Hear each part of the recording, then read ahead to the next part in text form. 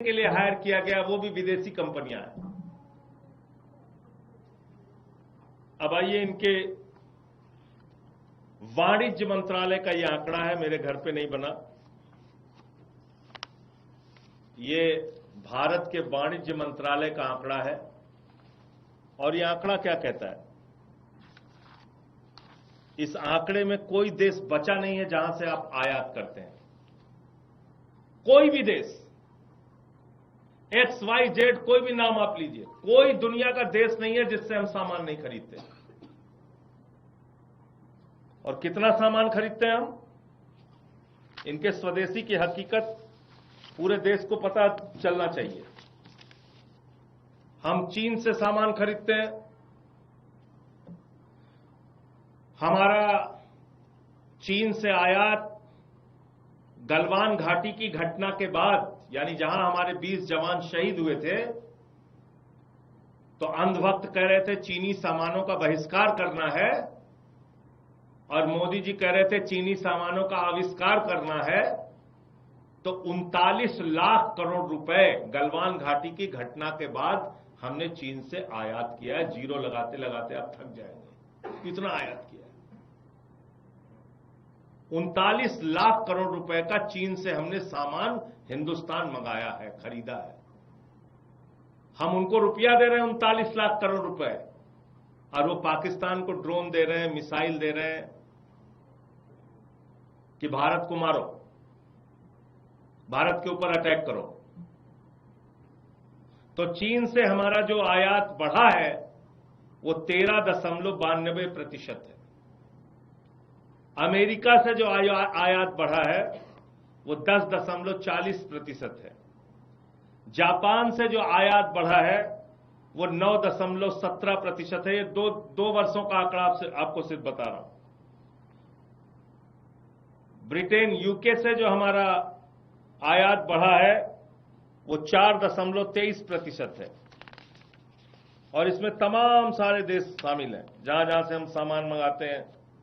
Tanzania से हम सामान मंगाते हैं, बहुत सारे देश हैं इसमें। आ जाइए आप। तुर्कमेनिस्तान एक देश है, उससे हमारा 121% आयात बढ़ा है।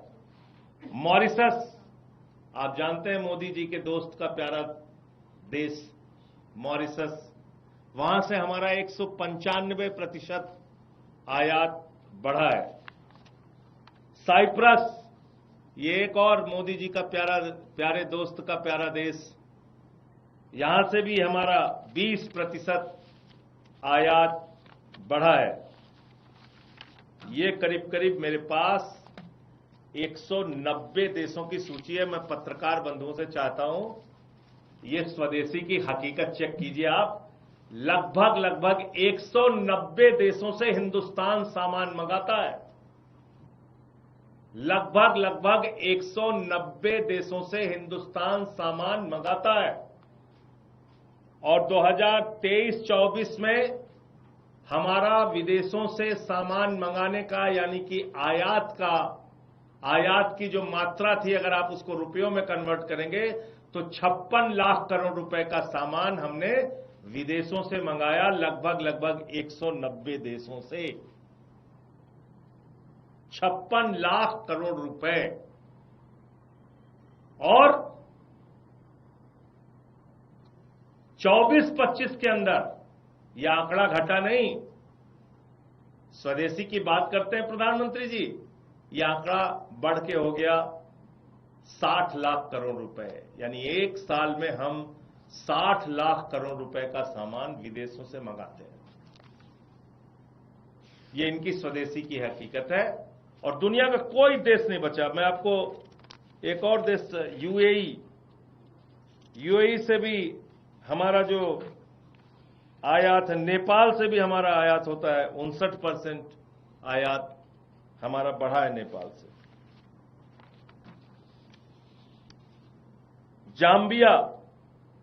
जाम्बिया से भी हम आयात करते हैं,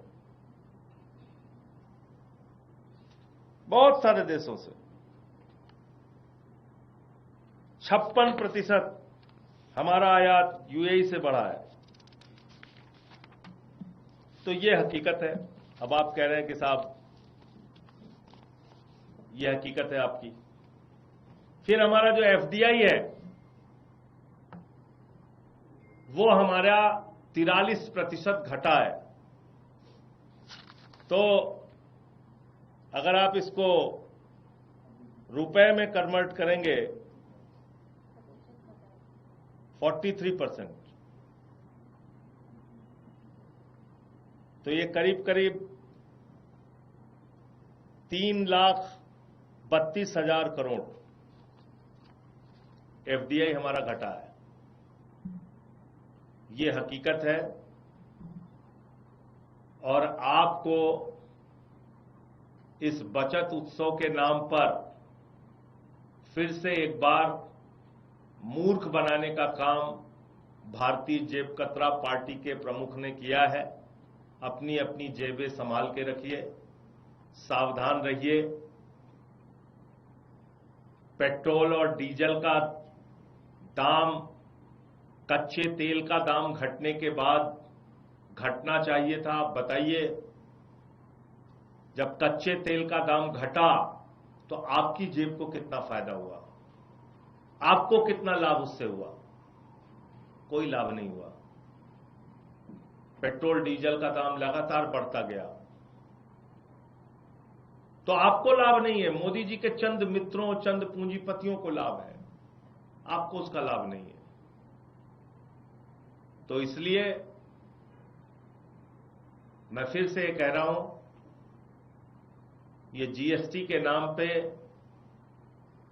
उत्सव मनाने के बजाय इस सरकार की हकीकत क्या है और पिछले 8 सालों में आपके साथ क्या किया है, उसके बारे में ध्यान दीजिए।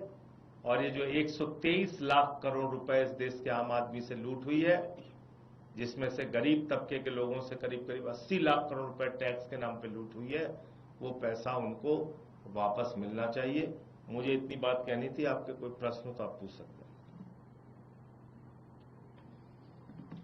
आप तो कह रहे हैं कि आप आंकड़े रख रहे हैं, पर जो ये स्वदेशी वाला कहा गया है, इससे समस्या क्या है? क्योंकि अगर शुरुआत की जाए, अभी बेशक अमेरिका के टैरिफ लगा है, उसके बाद आप कह रहे हैं कि इस तरीके से किया गया है, लेकिन स्वदेशी से समस्या क्या है?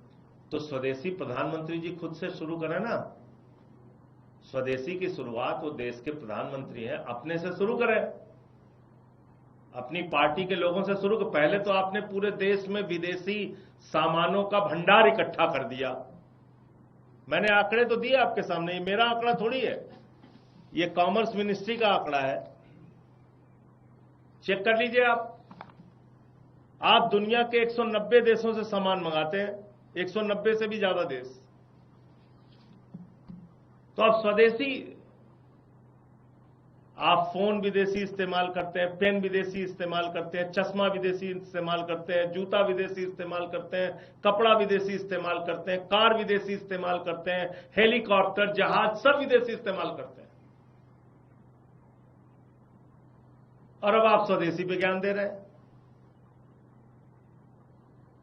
तो इसलिए अच्छा, स्वदेशी पे आपने कहा ना, तो आपने एमएसएमई सेक्टर को बढ़ावा देने के लिए क्या किया?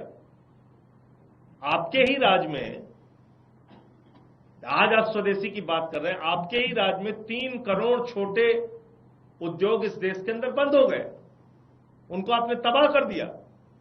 अब आपको स्वदेशी की याद आ रही है। तो ये सिर्फ एक खोखले नारे के अलावा कुछ नहीं है, मैं यही कहना चाहता हूं।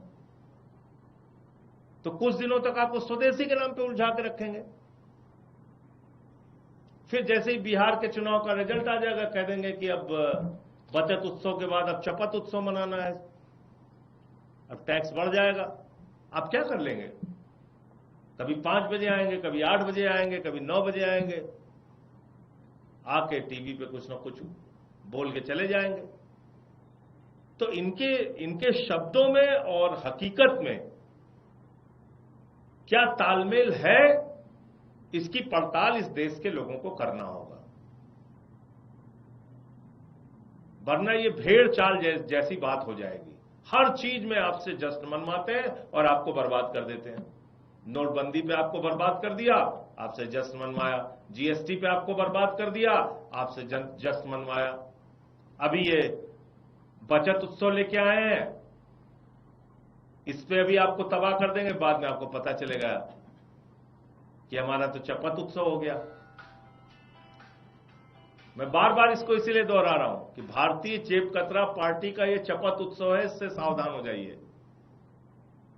और इनसे मांगना है तो 8 साल में जो आपसे लूट हुई है 123 लाख करोड़ रुपए की, वो कहिए कि वापस करें,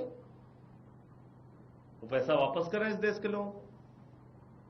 सर, दो चीजें। एक तो आप 123 लाख करोड़ का जो दावा कर रहे हैं, किसी ना किसी फॉर्म में तो टैक्स वसूला ही जा रहा था, तो कितना डिफरेंस है आपके पास जब नॉन जीएसटी रेजिम था उसमें कितना फर्क पड़ा? नंबर 1। नंबर 2, एफडीआई 43% जो डाउन गया वो किस टाइम का थीम है आपका, कब से कब? प्रधानमंत्री जी के कार्यकाल में, प्रधानमंत्री नरेंद्र मोदी जी के कार्यकाल में। और दूसरी बात यह है जो आपने कहा, टैक्स पहले भी लगता रहा है, टैक्स का कलेक्शन हो सकता है उस वक्त भी बढ़ा हो, लेकिन हम तो महंगाई की बात कर रहे हैं ना। जो महंगाई आप बढ़ाते हैं उसका असर किसके ऊपर पड़ता है? क्या उसका असर आपके चंद पूंजीपति मित्रों के ऊपर पड़ रहा है? नहीं, उसका असर जो पड़ रहा है इस देश के गरीब आदमी के ऊपर पड़ रहा है। उसका जेब खाली हो रहा है, उसकी जेब काटने का काम आप कर रहे हैं। हमारा सवाल यह है